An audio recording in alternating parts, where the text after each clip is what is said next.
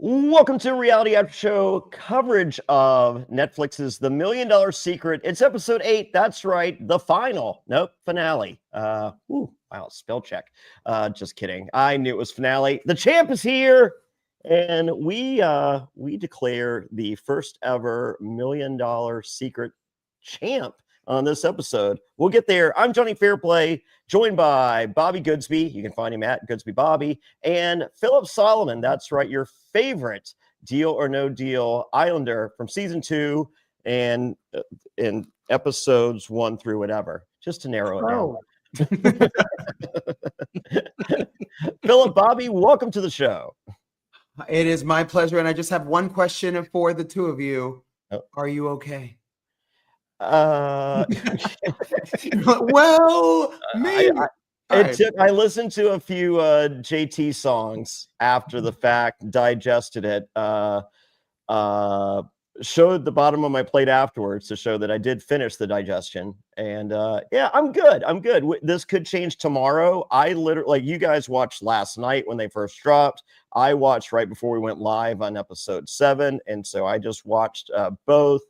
I'm cool with it.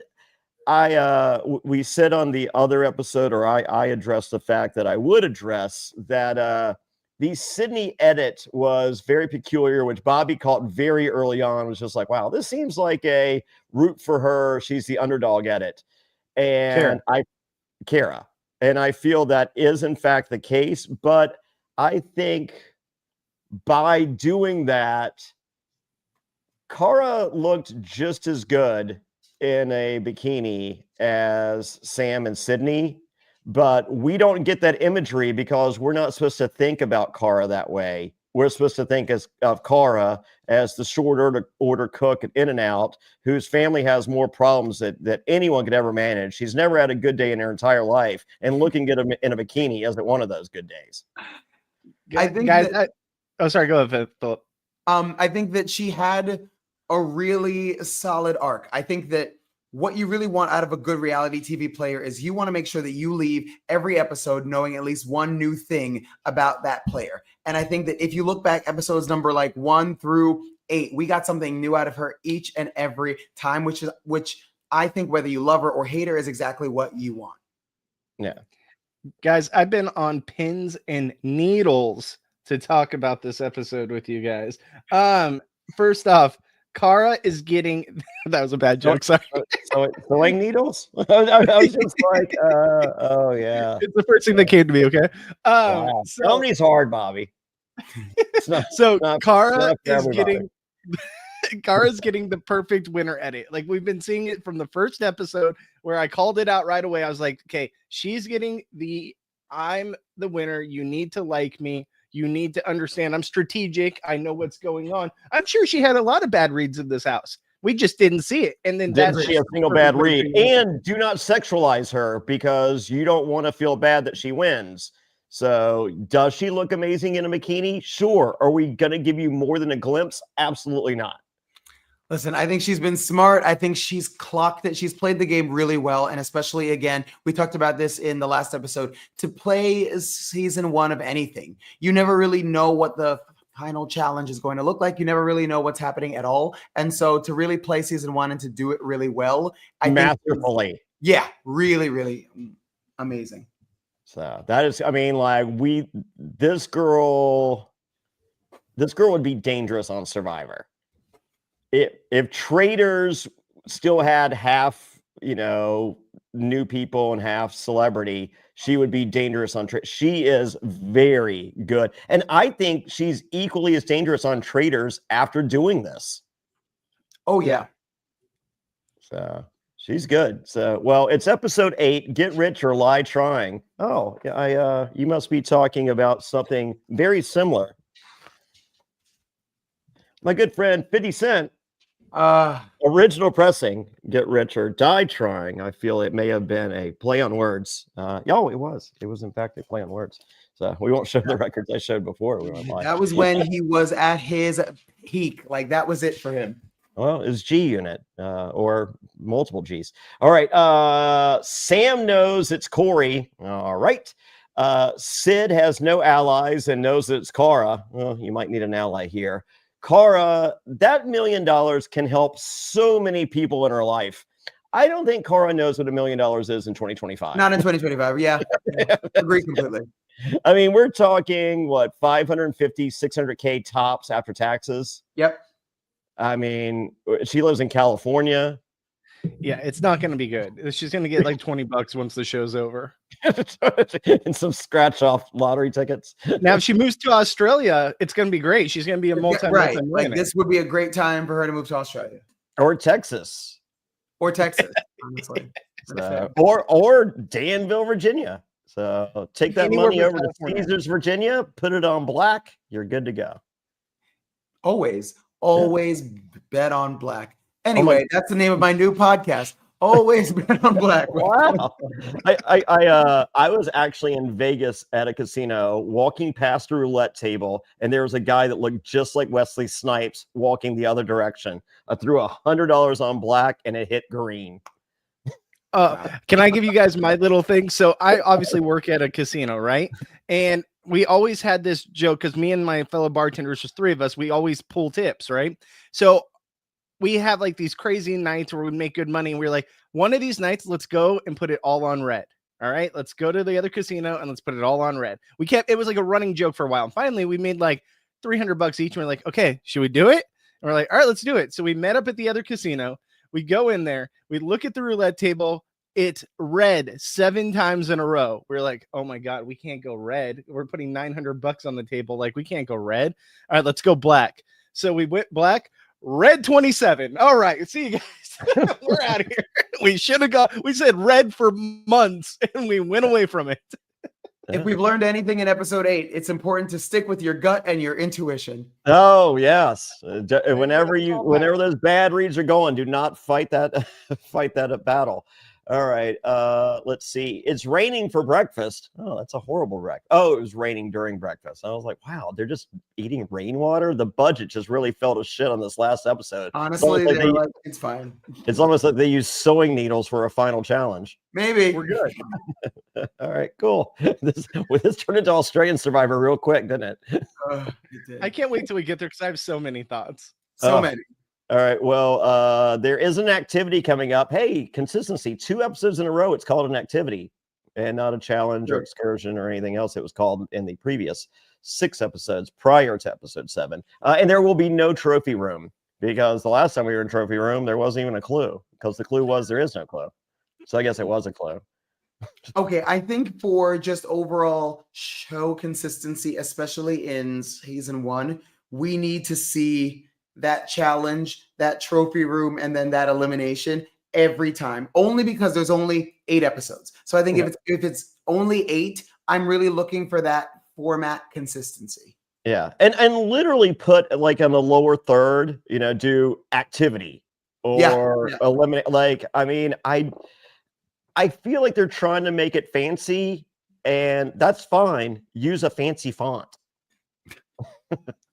Something. Italicize it. Yes, and use a bigger font than whenever you say who voted for who, because like once again, squinting on an 85 fucking inch television, I can't read who said what. My vision is not that bad. Before we get too far into this episode, one thing I wanted to bring up from the end of the last episode was they showed the votes, right? And they showed who voted for who. Did anyone pick up on that Kyle voted for Cara? Yeah, but I didn't care. But I was like, not. That could have been a reason why she also got rid of him too. Is maybe they didn't have as close of a relationship. Well, in that Ruth's Chris dinner, he kind of says that, but it's not like those dinners are probably an hour long, and they're really chopping up those dinners. I mean, it's not like a tribal council on Survivor where you're getting a good, 9 to 14 minutes. This dinner is literally 2.5 minutes tops every time. So yeah, he might have clocked her and then extra clocked her, and then she was like, "Oh yeah, it's Jamie. Okay, let's vote. Yeah, fuck you." Yeah. Just something that caught my eye because we got none of that on the show. Yeah. Like we got nothing leading to that. Kyle would like to join us, so maybe that's the tea he wants to spill. Can't wait to talk to him. All right. Well, he was raised right. And by his mama. We know that. So we'll ask him. I mean, what else is there to ask? All right. Sid wants to partner up with Cara. Cara doesn't buy it. Well, Sid didn't really mean it. So we're good there. Bad read Corey. Trust only Cara. And in case alarm bells should ring, alarm bells literally ring.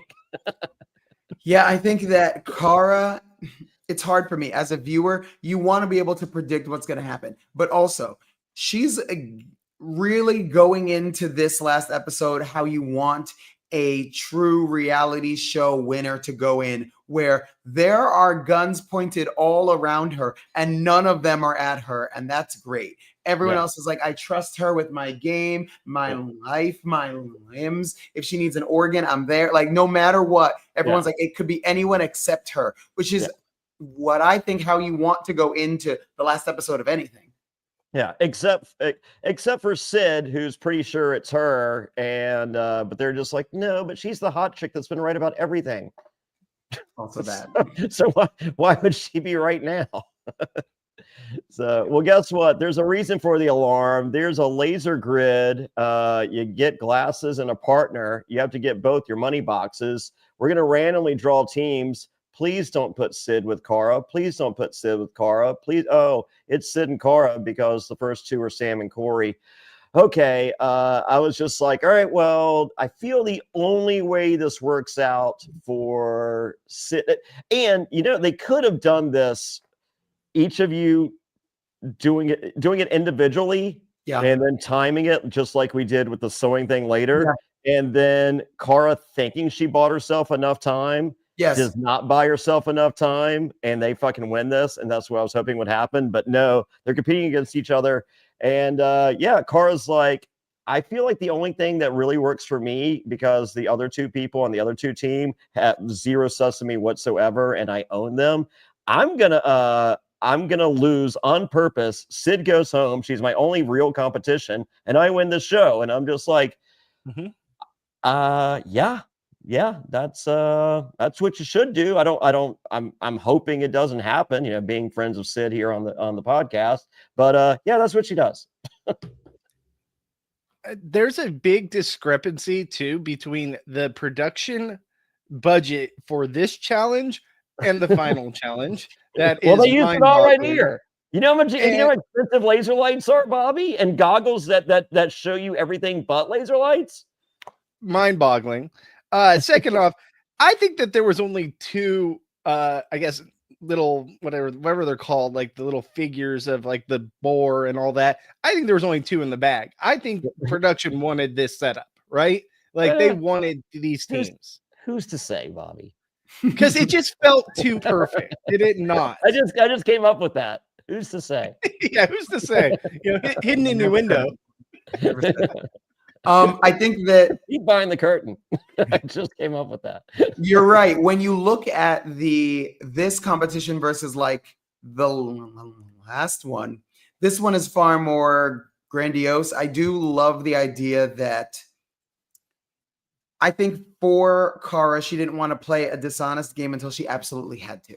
And I think that her throwing this really does show that she does have that wit and the ability to make the big moves when it's significant. I think for a player like, let me think, Lydia, or maybe someone that went out pretty early on, they came in at a level 12. And I think if I've learned anything in really being like getting to really analyze this world over the past year, you don't want to come in too hot at the beginning, but you don't want to be like a Corey and come in too hot when you've already passed the opportunity to do what you need to do. So I think she knows when to turn it on, and it is right now. And getting to throw this is going to be a pretty easy path for her to the end. And I think as viewers, we believe that it will be easy. We're just hoping that something will throw her off just to keep the episode like exciting. Yeah, and it doesn't. So even Corey shitting the bed does not change the out. So no, I mean, game recognized game. I mean, yes, you know, we're Sid fans here, you know, and anyone else that joins us later will be fans of you too, and then it's fine. It'll even the playing field. So, but getting back to game recognized game wise, Kara's playing pretty darn perfect, and this is the move, the only move, and it's a great move. I mean, like literally. Well, I mean, I guess there's a second part to it, which she accomplishes as well. But I'm like, right here, I'm just like, girl, if you don't throw this, you don't deserve the $1 million. And she was like, yeah, I hold my beer. I understand the assignment. And I understand it's like the what she should do. She should definitely go and throw this challenge, but you're also putting yourself in, and I get it. Her number 1 and number 2 are on the other side. Like there's a really good chance they're not going to get rid of her. But unless you reveal that you threw the challenge. Unless you reveal. Sorry, go ahead. Unless you reveal that you threw the challenge. Yeah, exactly. Just don't reveal that and you'll be fine. But it's a 50-50 chance, right? Like they can decide that. There's a more than 55% chance they're going to get rid of Sid. I'm taking that more than 55%. I agree with you. Like we were just talking gambling, before. Like this is what you do. Yeah, I completely agree. Philip, what do you think? I think that this was the right call. I don't ever really believe in like throwing a competition, but I could see, I was like, you have no other option right now. Like, I think if there were ever a time to throw it, this would have been it. Would I have made the Lydia call to throw it a couple episodes ago? No. But would I have made that call right now at the end? I would have. You two, good question for you. In getting to watch both Big Brother and Survivor, would you rather be the one that's kind of automatically carried to the final or the one that actually makes the call as to who goes there with you? Because on both of those, there's really kind of that one player that just gets to like, come along for the ride. And I think for her, Cara knows that she's it. No matter who goes, they're going to bring her anyway. Go ahead, Johnny. You go first. I got my answer. I mean, I've been there. I like to control my own fate. So okay. I feel like I back my hand to where I'm covered if I can't. Yeah. But I mean, on Pro Islands, I purposely took Lil and Sandra to the end because I felt they were the two easiest people to beat in a final challenge. And then I control my destiny. But on the backside of it, I'm just like, okay, I've created a world in which the two of them, they don't like each other. So right. I couldn't imagine a situation in which one would take the other over me. So, but then Lil was just like, oh, he'd blow all of his money on drugs and women. And I'm like, well, that's true, but that should not affect your decision making. She might have saved your life. she, for all intents and purposes, did indeed save my life at that time. So I'm more than okay with it. Now, to go off what you said, I think that there's two ways I would think about this. One, I think both examples of Big Brother and Survivor vastly different from their final three. On Big Brother, absolutely, I want to control my own destiny. I feel like I need to have the power in my hands because then it's just up to them eliminating me. If on Survivor, carry me all the way. If I don't have to touch fire, great. Because guess what? I feel like if I didn't do enough work socially and getting my strategy through the game to get me the $1 million and me getting carried to the end doesn't win it for me, then it doesn't matter what I do in fire. It's not going to matter. So it really, I think there's two different ways to look at it. Depends on the show. But for Survivor, absolutely take me and carry me to the end. Tell me I'm in the final three and I don't have to do any fire. I hopefully did enough to get there to still stand a chance. Sweet. What about you? Ooh. In those two examples. Take the 75K the episode before and don't worry about it. I mean, yeah, seriously, you did great.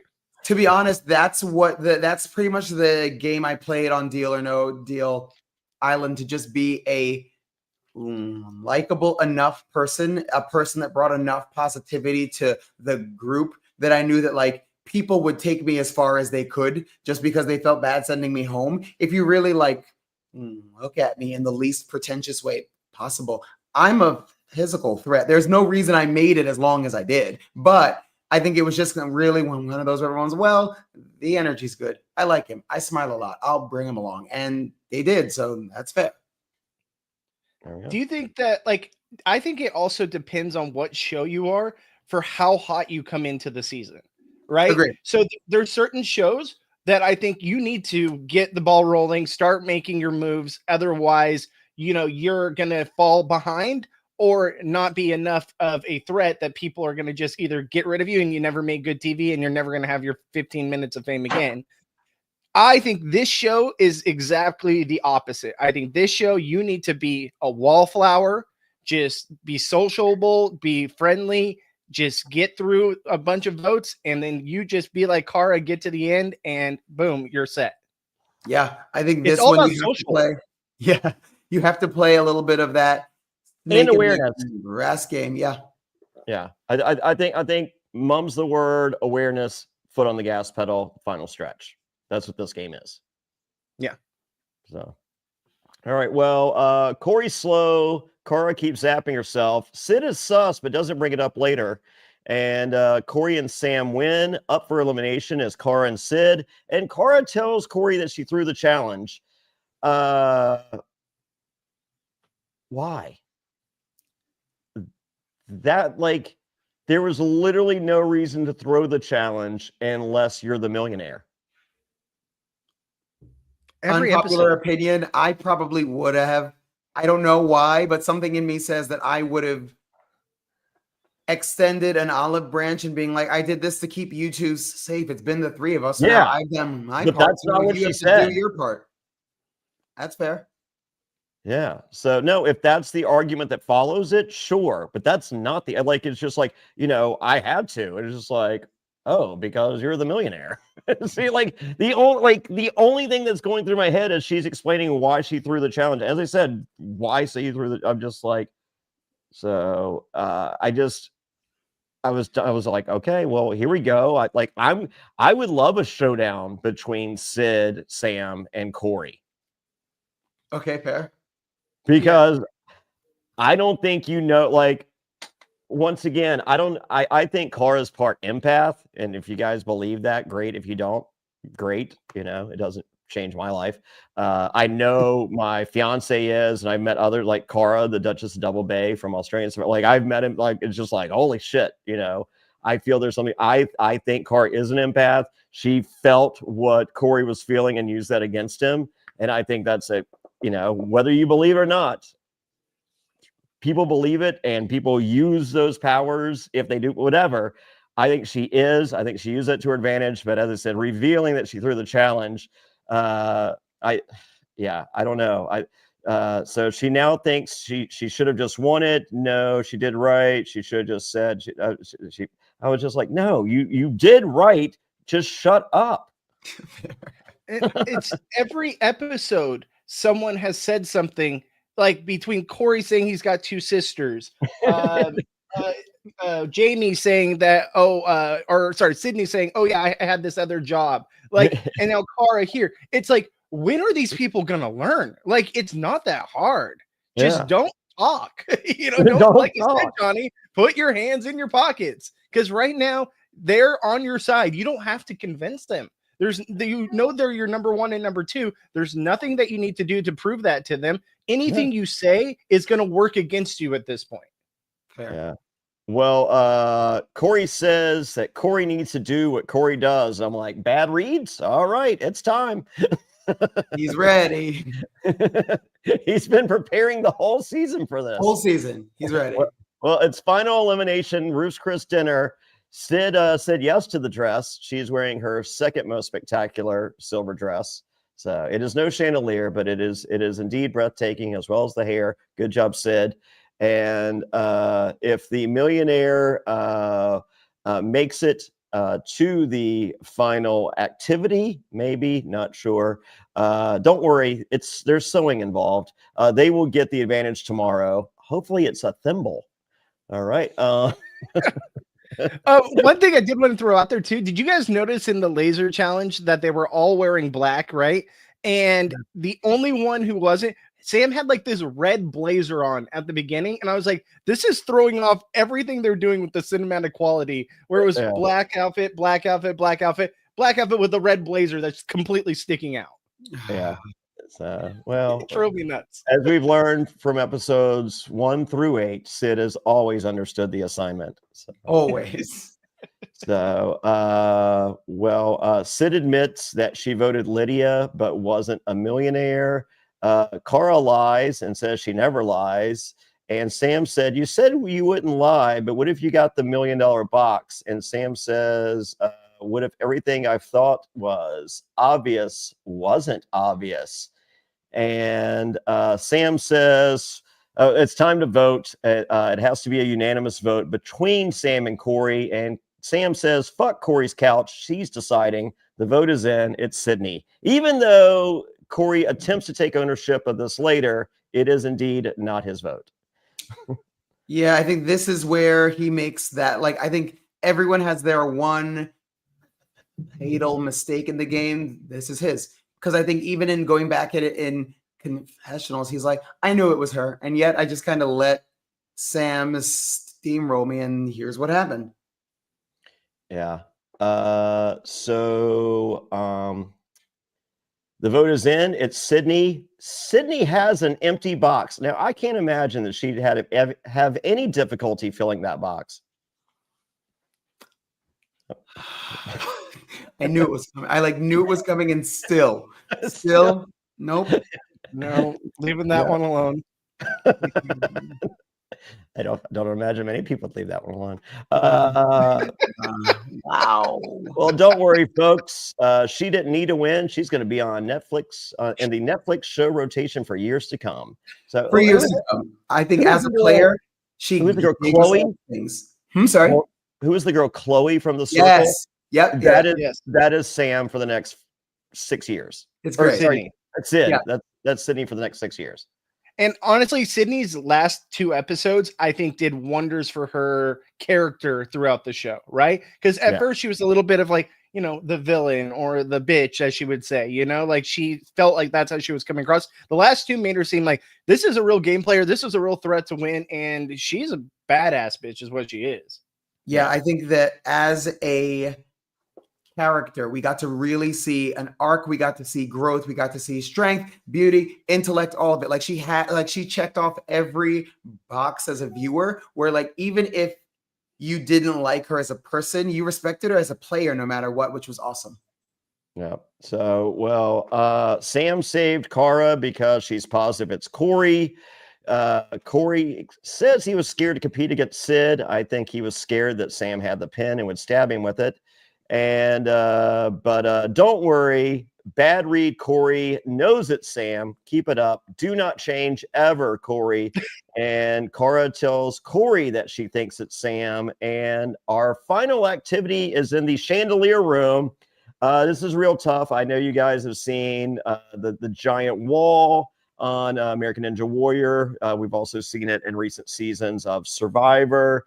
We have the puzzles that are near impossible unless you have a 3D printer at home and then you memorize them. All these things over the years in reality television competition shows to determine the final participants in a challenge and to decide the advantage they get into whatever the final whatever thing they're going to do is. And this one is thread 5 sewing needles.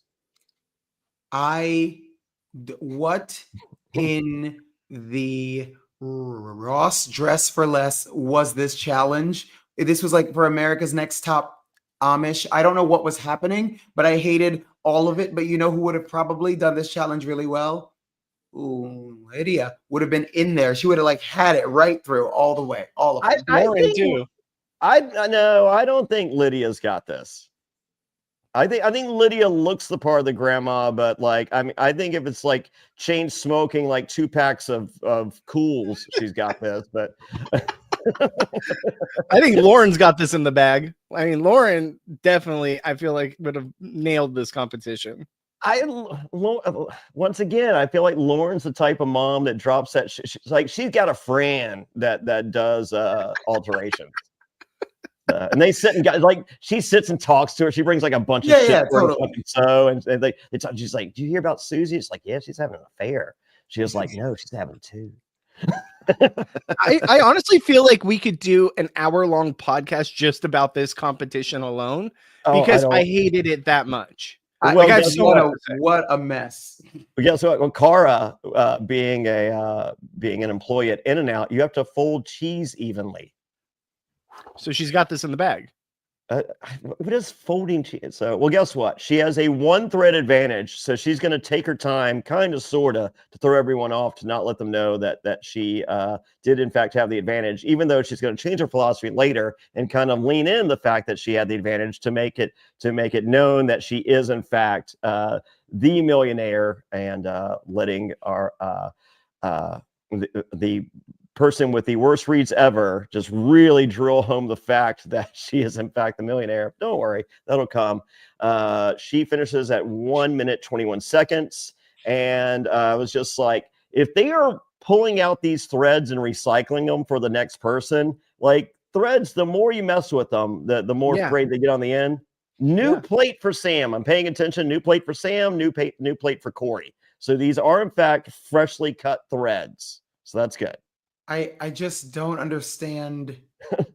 Okay, as a English teacher, I'm always like, read the passage, read the chapter, whatever else, and then like close the book.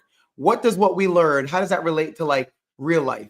In Big Brother, you make that last speech, final tribal, even on the challenge, you have to use all the skills you got and your networking skill, like whatever, like no matter what, there's a purpose on that end of the challenge. And this one, nope, just didn't happen. You didn't even do anything with the needles and thread. I thought maybe you'd have to like sew something up or like hem some pants. I don't know what I thought was going to happen, but not whatever happened. You were not paying attention, Philip. This is a callback to earlier when Philip needed his drink. He didn't get his drink. They finally went and made him a drink by siphoning bourbon and then chipping ice away at a glacier. Peter needs his final suit. They are starting the alterations process by threading 5 needles. I hated everything. I hated everything about this. First off, I'm with you, Philip. I thought there was going to be something else. Like, I was like, okay, it can't just be put a thread through a needle 5 times. Like that can't be it, right? There's something else. It's like you match up the whatever their symbol was with their name in the order they were voted out.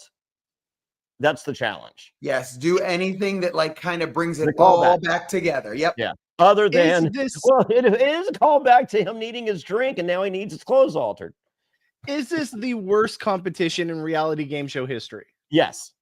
Yep. And for the finale, your biggest this episode is worse of the season. than the dog not attacking people and just grabbing a bandana from their butt. This is worse than the stones on the back massage table. Like this there's nothing worse. This is the worst. Because I'm sitting there and just like, all right, and like there's got to be like you're blindfolded, like someone uses a taser to your back every time you go to do it. Like I just imagine here. This is what I imagine.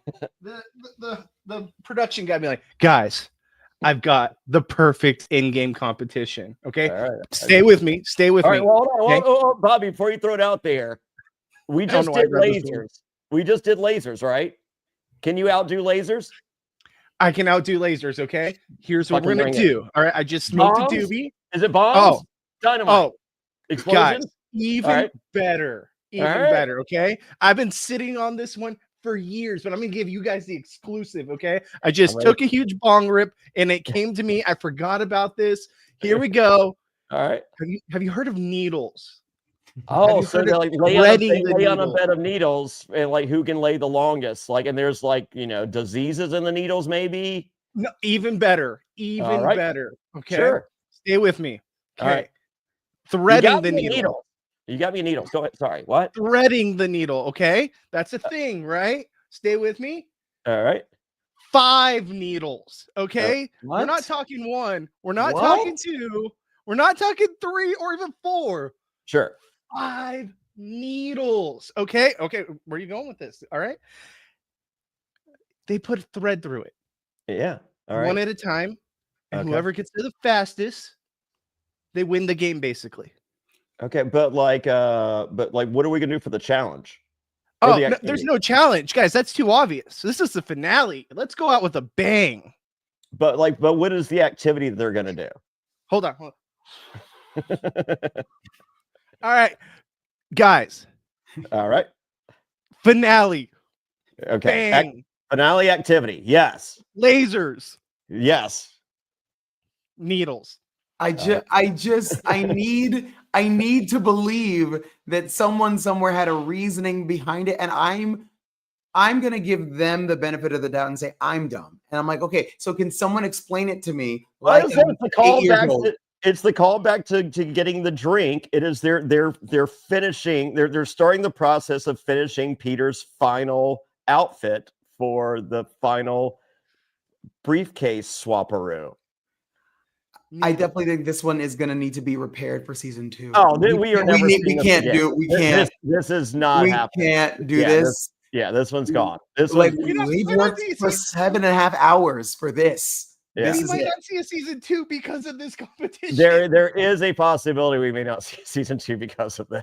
We flew people in a helicopter to a glacier. Yeah, and an overly convoluted challenge that wasn't that good. This wasn't overly convoluted. There is that. I'm all about like the Big Brother cheesiness, right? I'm all about like, oh yeah, someone brought up Tiny Vito and all that stuff. Like I get it. That's a Big Brother show.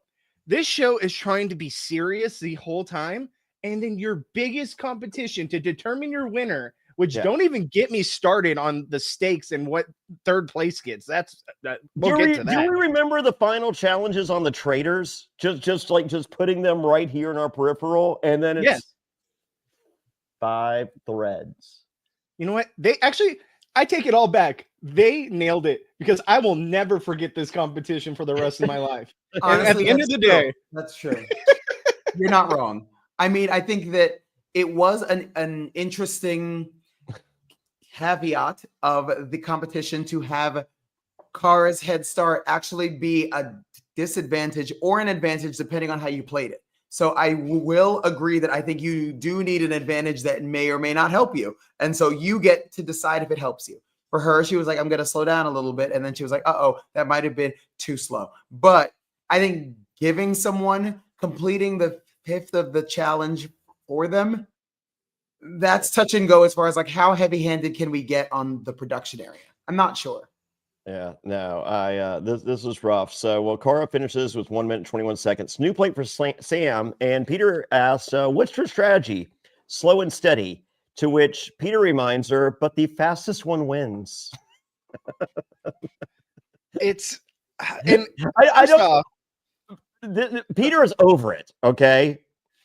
I think Peter saw that last challenge. He was just like, "Hey, so what's the last challenge? We got did you guys get those explosions you were talking about?" It's like, no. We went a different direction. We got five needles and some sewing thread. Okay. So yeah, if you guys don't care, then I'm not going to care. Is that where we're at? We're just all done. Okay, cool. All right, I'm over it. The only thing worse than threading needles is the fact that man is in a suit watching them thread needles. Like that to me, I'm like, oh, Peter, I'm sorry, bud. I'm sorry. Robert he's instantly contemplating any choice he made career-wise to join this show in this movie. Oh yeah. Yeah, he was like, this may or may not have been a poor decision on my agent's part. So, but don't worry. Next, so Sam finishes with a time of 3 minutes 12 seconds. Corey is next, 2 minutes 34 seconds of not breathing. So, and Peter did not either. Possibly Corey had BO from the not breathing and sweating out the who's to say? I don't know. I want to ask you guys, given all we made fun of this competition enough, if you were actually in this competition, what's your strategy? Because you as fast as I can. Lick the freaking string and put it through. Put it through. Agree. 2 fingers. Wow. Yeah, there you go, Johnny. Thank you. All right. Well, Sam's last. It's time for the final game. Once again, zero consistency. We've gone to fucking challenge, excursion, activity, empty boxes. Some people can fill it quicker than others. Final game. We're at the final game. We're playing Squid Game now.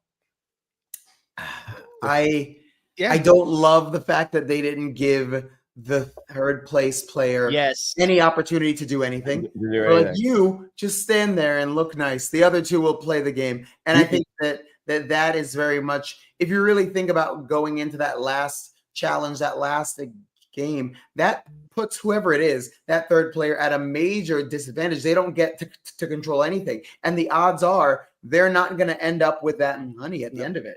No. It's a very slim chance they win at that point. I hate that it came down to threading a needle is what you're going to determine that someone doesn't have a chance in the game. Like, think about how awesome and how at the edge of our seats this would have been if Sam was able to move a box as well.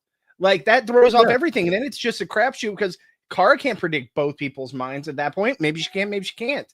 You know, like, it's just such a disadvantage, and it ruined the finale for me, really. I thought that was their biggest mistake. I think that was a bigger mistake than the needles. I do. So, that's fair. Well, Cara gets to switch the boxes first. Corey gets to swap the boxes second. Corey gets them first, and Cara gets the last one. Oh, sorry. That's right. Yeah. Corey goes first. Cara gets the ability to reverse whatever he did or make a different move, but it's to reverse what he did. Cara baits Corey.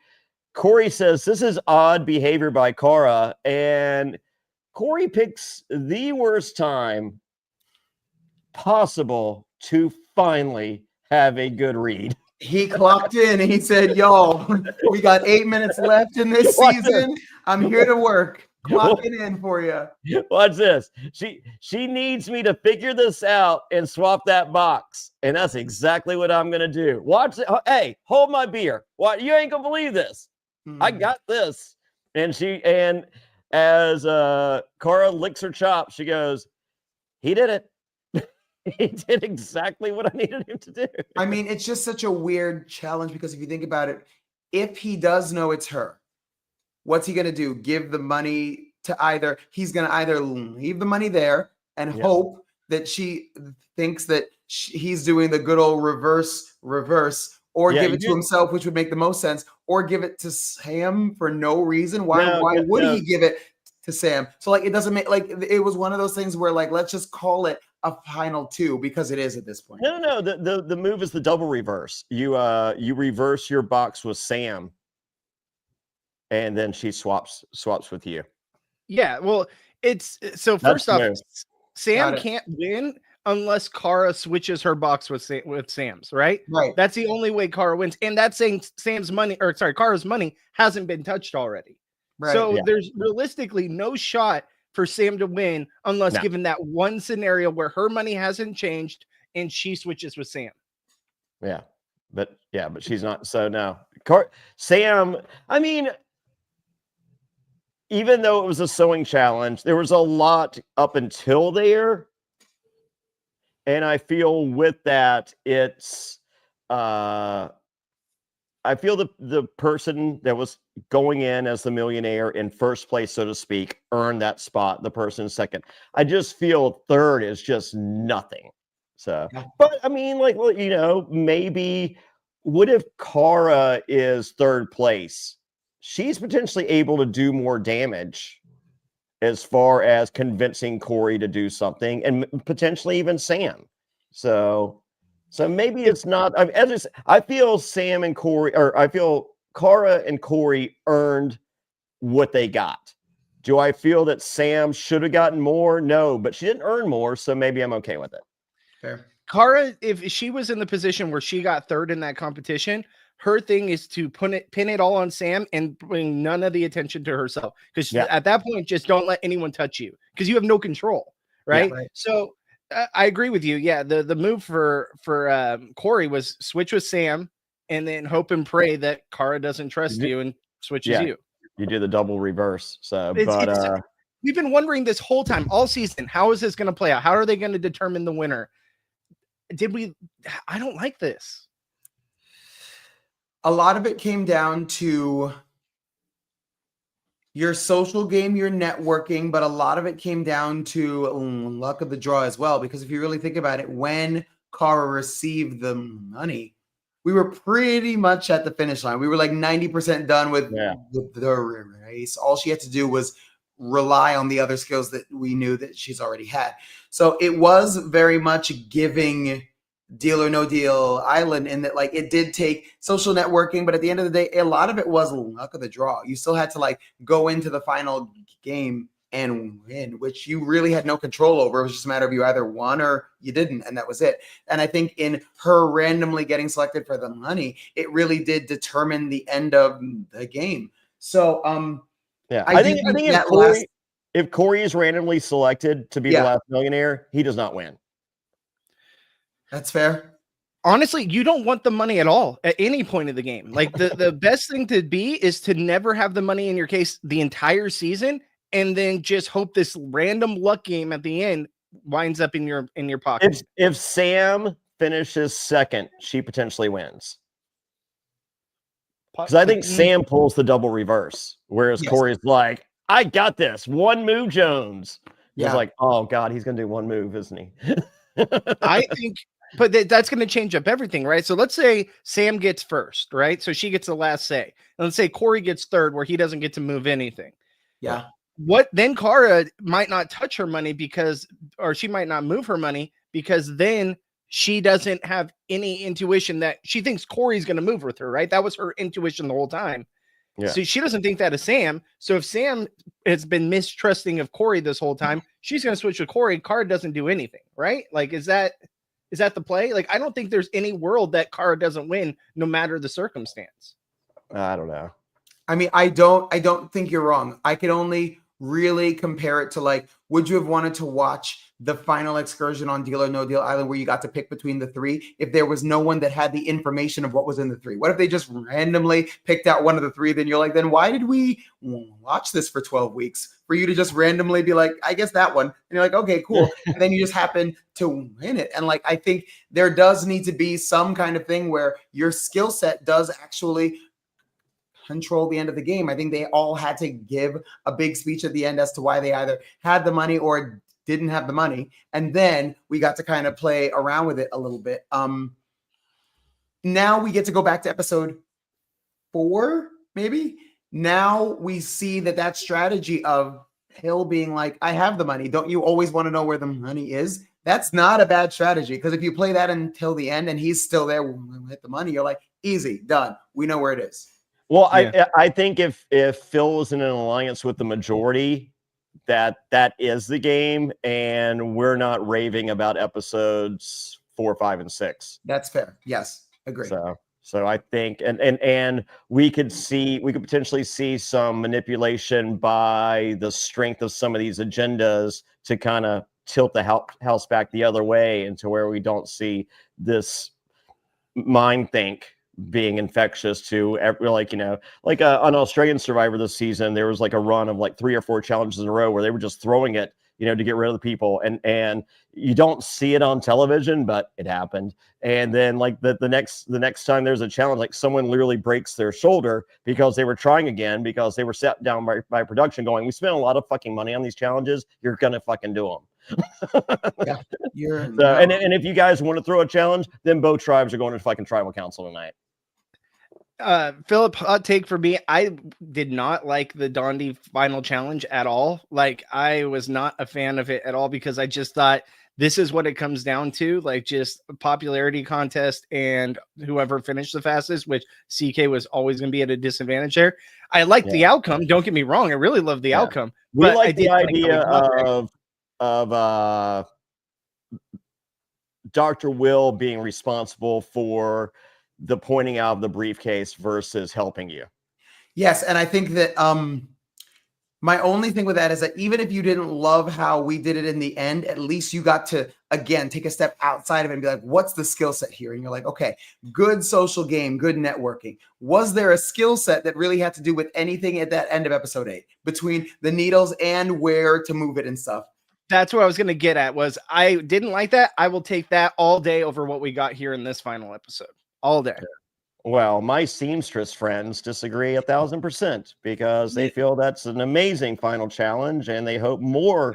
Bro, it was the best final challenge. That's the costume change. Bro, it took me years in one smoke session to come up with that, man. Is that what you wear when you smoke weed? maybe, bro. I don't know. Maybe you don't know. You're too high. All right, fair enough. Just whatever, bro. Okay. Well, guess what? It's the end. If you see the money, you are the millionaire. Kara cries, and Sam is lucky. Corey says it's fine. Sam says she's lucky, so it doesn't matter. She's not $1 million lucky, but she's lucky. And Kara can't believe that something good has finally happened to her. And over at Peter says, "Oh, by the way, everybody, Kara has 2 sisters." And Sam is dumbfounded, and she was like, "Why are you looking so shocked? You're a cop." To which Kara says, "OMG, fast cut," because they literally don't want to see the shadow where Peter was standing. He's already out of there. He pulled a Morgan Wallen at the end of Saturday Night Live. He's like, "Good night, everybody," and walked out. We were like, "Oh, that's how we're going to do it." Peter's going back to God's country. I just realized, we couldn't even get like a montage of like all of our fallen soldiers along the way. He said, "Nope. Why are you acting surprised? You're a cop." Blacked out. And I was like, "What? Yeah, what's happening here? What was that?" I realized I called him Robert earlier. Peter, excuse me. He just looks like a Robert, apparently, to me. He does. He looks Robert as hell. Yeah, that's fair. So Peter, what was that? Because I'm so glad you brought that up, Philip, because I remember watching that in the moment, and I was just like, that's it? That's how they're going to end? There's nothing else? Like, no. That, it was so anticlimactic, and, like, bring back the cast. Like, right, I'm sure they still have them there. Yeah, they're still there. Bring them out. Bring them Well, out. And be like, Kyle was given the opportunity to stay, but he really missed his mama's cooking. His mom said, "It's meatloaf. You need to get home." And he said, "Okay, mama." And he got in that car. Okay. So in looking at it from a more abstract view, I am very much like a numbers grading guy. So I like have some notes here as far as like just some things to look at now that we've done episodes number 1 through 8. I think easier than doing the numbers is like a grade. So if we were doing like casting, I think solid A-. I don't think there were any real misses here. I just would have liked to see an even number of men and women. What are your views on this? 1,000%. Yeah, I think I don't understand why the not equal men and women numbers. So especially as we've seen through Survivor and Big Brother and other shows, that even the gay men are leaning more towards the women vote. So the men are already at a disadvantage, and you're going to go an extra woman to start. So yeah, just like, I mean, if it was an odd number of people, then sure. But yeah, why in an even number of people do we have more women than men? Agree. There was no misses in this cast, though. Like, even Harry from episode 1. Harry was the perfect episode 1 first boot. Perfect. I mean, his shirt should have said, like, he should have worn a red Star Trek shirt. Yeah.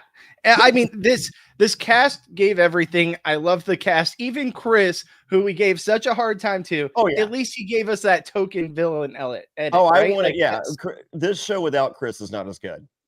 Exactly. So I can appreciate the casting. 100% agree. A- is like the perfect way to put that. Yeah. I just don't understand, like, just the uneven. That makes no sense. But okay. I mean, I don't know anything from the inside, but I think sometimes that comes down to like whether they brought alternates or not, and like someone got sick at the last minute and they probably had to throw somebody in there. I have no idea. You know what? You may not be wrong. I could imagine this show it was 6 and 6 and 1 alternate. Yeah. I mean, it's the first time show, the budget is the budget. And they're like, we got 1 alternate, hopefully if someone goes down, it's a girl. Yeah. My next category is if that's the case, and the budget is what it is. You can't have 2 alternates. I'm okay with the girl being the other, because I'd rather it be more girls than guys in that, like, when guys start guying, it's a lot sometimes. Yeah, totally. So if that's the case, then it's an A. if that's not the case, it's an A-. But I mean, I'm not arguing about that. Okay. Take We'll ask Robin Cass. I'll hit her up. that. It's her show. Okay, I know we've already discussed this a lot, but let's put like a letter grade on it. Challenges, excursions, adventures as a whole. Activities. Wow. I mean, the lasers were great and all, and Bobby's sewing was good. Like, it pained me to finish that word. Wow. I'm at a C-, maybe a D+. Really? Okay. Yeah. So we're talking about in here, like the first one I thought was like the chasing of the dog. I'm like, holy shit! And then it's a nothing burger. Okay, fair. So are we pairing this with trophy room and challenges and everything as a whole? What challenges? Just challenges. Just challenges. Yeah. Okay. Yeah. Challenges, D+. Yeah. I think there were so Yeah. many challenges. So many. And we talked about it. We've talked about it in the last 2 hours we've been doing this about 2 alone that were just absolute duds. Like the sewing needles, the massage chair. You could even make an argument that as beautiful as it was, the iceberg challenge. There was so much more that could have been what that was, and it was literally their numbers in order, which is also not fair. So it's just like, oh, I got 60,000, you got 10,000, you should be able to do it faster. Like what, Even episode 1, the dog chase. That's what I said. The dog chase was a nothing burger. It literally grabbed a bandana off your butt. Like I wanted you to be in a dog. Like I've gone to a military base, done survivor games with the troops. We were at Diego Garcia, and we were there. It was a real German Shepherd because the American versions are so inbred, it's insane. They won't look at one from America. And we put on the dog suits, and we were attacked by German Shepherds. Wear the dog suit, jump through the thing, and they attack you. So if not, it's just like, holy shit, they're gonna do it. They're not even wearing the suit. Fuck yeah, this show rules. They're like, oh, they grabbed the banana from the butt. I'm like, all right, well. when Is It Cake is arguably one of your best challenges of the season. There's a problem. Yeah. Well, not if it's the that baking show. Yeah, when you're completely jacking someone else's thing and using it as your own competition, and it's one of the best competitions between that and wearing a mask. And you see that or hear that ring? Like those two were probably the 2 best competitions, and they weren't even that good. Yeah. Okay, I was gonna give it a C+, but now that I'm hearing all that, and I do have to go back to the wearing the rubber mask and the hear that ring situation. Yeah, a lot of these challenges were a little rough. I think they were just like season 1 rough, where I feel like they're gonna look back and be like, okay, there were definitely better ways of doing that. So I guess the ring challenge works if 3 people are wearing a mask. It was the fact that you moved once the first slingshot is done, and they're like, oh, it's that one. So, but if you have to pick, pick one person from that group that is your target, and you don't know what mask they're under, and then the other 2 people are in masks and they're moving too. But the fact that the other 2 are just masked sitting there and nothing happens, it's like, I'm pretty sure it's the one where someone's moving. Okay, I will always go back to, you have Netflix money, right? You have fuck you money. Yeah. And your final competition is threading a goddamn needle. Yeah. Well, you have Netflix money. What? Netflix could have purchased this after the fact. I don't know. I don't think that's the case. I think Netflix is dipping their toe in the world of competition reality shows. I think a lot of people consider The Mole a dud. Yeah. And that being the case, they're like, we're in, but we're not all in on $1 Million Secret. We have enough money for 1 alternate and some halfway good challenges. I'll take it. Next one is the and hang your hat on good casting. So they're good. We can look the other way on some of these things. Some of these things we can't, but for the most part, you can look the other way because it was good casting. Our host, I need you to be honest. A+. You're lying.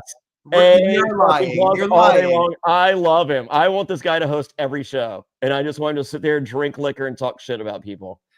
I liked it. I'll give it to you. I liked him a and lot. tell people that they will never be a millionaire. I'm going with a B+. I thought he kept the energy up and he kept things moving, but Until he tapped out. I wanted a little bit more from him. I just was like, okay, this is okay. Like, it's happening, but I didn't believe his emotional investment in the game. And again, I think that's a part of the persona that they kind of wanted, but I still want to believe that he's like a little in on it. I think they John. wanted him to. I think they wanted him to play it straight, and he. I think they wanted to play it straight, but I think they wanted him to have fun with it, but play it straight. So it was, and so I think there was an internal battle, and he just leaned in on his own instincts, which were right. And I think season 2, it's a lot more Peter, and he's fucking hilarious. And I think he's a bigger asshole season 2. I hope so. I think a B+, A- is a solid grade for him, even though his name should be Robert. I definitely think maybe season 2 he changes his name to Robert. Hey, that'd be the perfect twist, you know. Hey, but there's no challenges, you know. There's no challenges. Just make me drinks. What if it's just you have to make drinks and drink with Peter all day? That's a good show. All right, Last what was your one next standing. one? Philip, what was your next one? Oh, okay. I got 2 more. This one I just called Twists and Turns because I wasn't really sure where the show was going to go, but the idea of like the agendas, the cliffhangers, the idea of like never really knowing exactly where you were going to go as a whole, your twists and turns for this season. I think twists and turns wise, I will give it a solid B because I think that while we had problems with certain things, I think that changing the money was a great idea. I think that the fact that it changed hands and how it changed hands and when it changed hands, how it always changed how they go about that. I love that. I also liked, the kill shot. I think the kill shot was a cool move to add to this game because it just brought so much power, but not too much power where you control the season, but enough for one moment you're taking your shot and you're getting it. So there was definitely twists and turns I love. There were some things I was like, that's okay. And the what are they called? The little tasks they had to go on. Some of those were very meh, but I still can appreciate them and it gave something to the show. Okay. Yeah. I'd give it an A. I think a show like this, at the end of the day, you're making a television show. And whereas you can't control where the money goes, governed by the FCC or whoever, there is the randomness of that. You do have production manipulation that is at your disposal. And they're keeping a Sydney there for as long as possible. They're keeping a Sam there for as long as possible. And you should. I mean, if at the end of the show is a bunch of duds, I don't, it's just like, hey, remember that podcast that Bobby and Phillip finished because Fairplay tapped out? I mean, I would. Right? Like, if I don't care, I don't care. I cared because there are these things, these instruments of destruction or glory that are there to, kind of help tell the story that production feels is the best story. So I'm for it. I like it. I think this is great. Nice. And I think for me, I'm going solid A-, only because I think I'm used to traders in just being able to compare it to something. And this resolved all the problems that I had with that, where I feel like if you were the millionaire, you could use it as an advantage, but we also saw people that receive that same amount of money and it was a disadvantage. And so I do love the idea that they had agendas to complete. Everyone was on the alert and they could have completed it if they went about it the correct way. So I think that in putting it back in the players' hands, instead of the production being like, you 3 are traders, everyone else just wait your turn. That's about it. And you're like, cool, great. So I think like this did resolve a lot of that. But my last one is renewability. I think after any season 1 of a show, you look at it and you say, do I want a season 2? Does the world need a season 2? Is there enough room for growth for a season 2? Go ahead, Johnny. You go first. I mean, a letter grade on that, or just do we think? Yes. Just like a, do we think it's going to be renewed or not? I would like to see our host Robert flourish into the host that I feel he could be. Okay. And so my vote is yes. I mean, as I said, I feel that a lot of the problems with Traders were addressed here. Do I think the show is as good as Traders? No, because we did have to wait until 4, 5, and 6 to get our emotional connections. Yep. And that works against the show. However, just the show, as far as gameplay is concerned, 4, 5, and 6 were great. Even episode 7's good. 8, they took a serious downturn in our challenges or activities or whatever the fuck they're called. Episode 8. But we saw superior and mastery of the game by Kara. I think that was great. I like it. I would like to see more. I would like them to watch this podcast for ideas on how to make it better. But I think I would also like them to talk to people smarter than us and make the show better.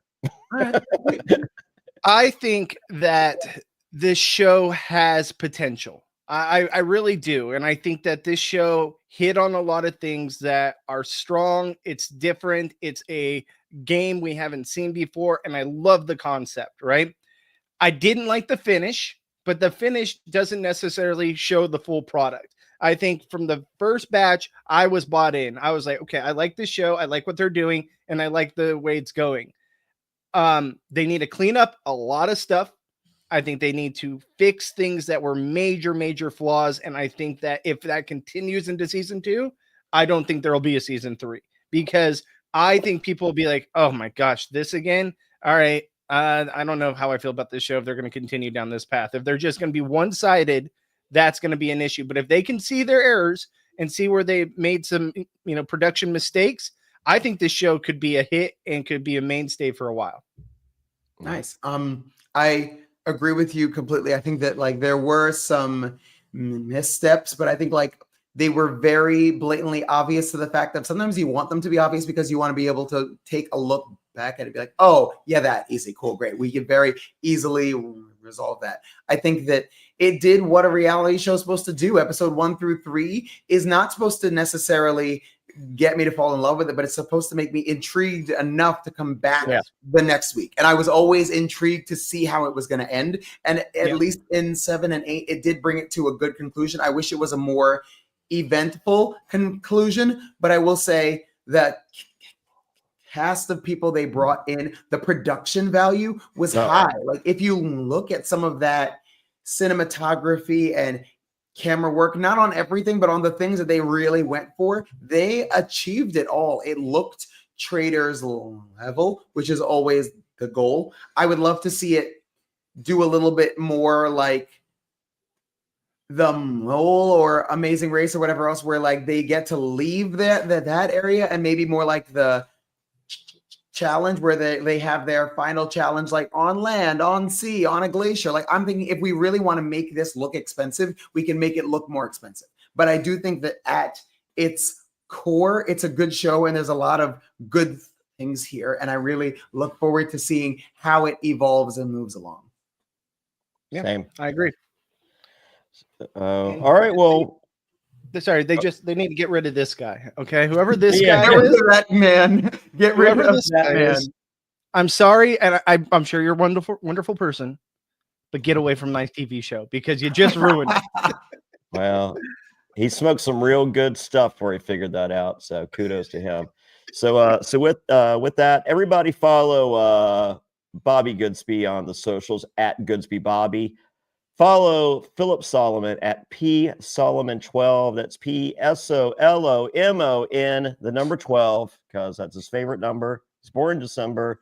And if there were 12 of him, then we'd cover a lot more podcasts. So, and I'm at Jonny Fairplay, no H in Johnny. Get a cameo, links to everything at johnnyfairplay.com, links to everything podcast related. Go to realityaftershow.com. And we got a Survivor tonight, the challenge tonight. We have some post-season interviews with I think we got Kyle coming up. I believe your favorite player, Chris, is coming up, not mine. We have Jelinski joining us tonight on the Survivor podcast, so check that out. Jelinski will be with us. It is the several episode of season 40 of Survivor, so that's a good time for Jelinski to be there. I'm going to try to pop in. We'll see what happens. So, right. So with that, click the subscribe button, click the share button, leave a comment. That is the best way to control that pesky algorithm that loves to not be controlled. So leave a comment, say this podcast is great, or if you say you don't like it. I mean, if you're going to take the time to say you like it, yeah, who's to say? So, so with that, goodbye, everybody. Goodbye, guys.